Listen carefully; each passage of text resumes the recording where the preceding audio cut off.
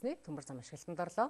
Зүүн бүсийн төмөр замын сүлжээний эхлэл болж байгаа энэ төмөр замын үр нөлөөгөөр эдийн засаг томоохон өсөлт гарна гэж үзэж байна.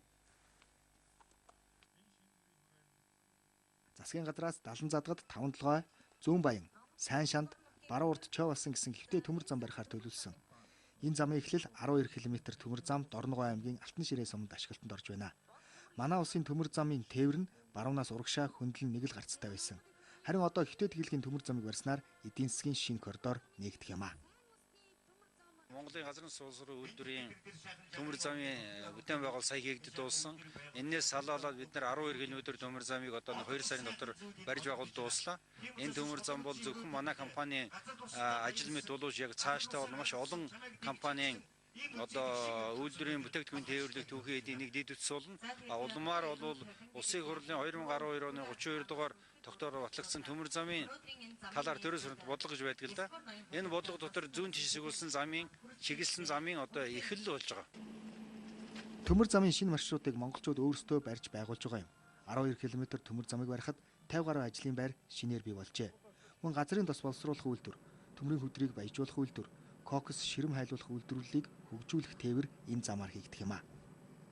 Сайн шанд, Баруун урд Чойвалсан, Тамсаг урлаг гэдэг ийм замын төслүүд одоо ингээд зарим нь одоо ажиллаулаад эхэлчихсэн, зарим нь зурагцлынхаа хүрээнд ингээд зүүн бүсийн юм хөгжил явж байгаа энэ цаг үед бол Дорногой яа харангуудад энэ төмөр замуудын гол огтлцол дээр байгаа Тулгуур аймаг.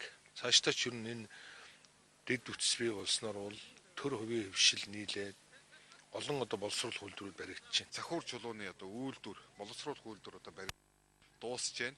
За айрах суман дээр энэ төмөр замын дэд үтсийг дагалдуулаад манганы одоо бас томоохон хэмжээний баяжуулах үйлдвэр баригдаад дуусж байна. За манай ихэд сум айрах суман дээр бас мөн ялгаа авахгүй юм хөдрийн одоо баяжуулах үйлдвэр, жонш одоо боловсруулах ийм томоохон үйлдвэрүүд бас баригдаад дууссан байж байгаа. За төмөр замын нэвтрүүлэх чадвар нэмэгдснээр томоохон ордын үр ашиг нэмэгдэж манай улсын экспорт нэмэгдэнэ.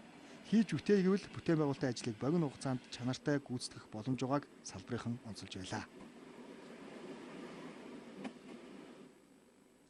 Манай орон нутагт дахь сурвалжлагч Өвөр хангай аймгаас мэдээ ирүүллээ. 10 ихээр тогтчлт үйлчилгээний газар 10 гаруй үйлчилгээний ажилтнтай байна. За тэдний нэг нь Тунгалгаа. Тэрээр аймгийн төв талбайг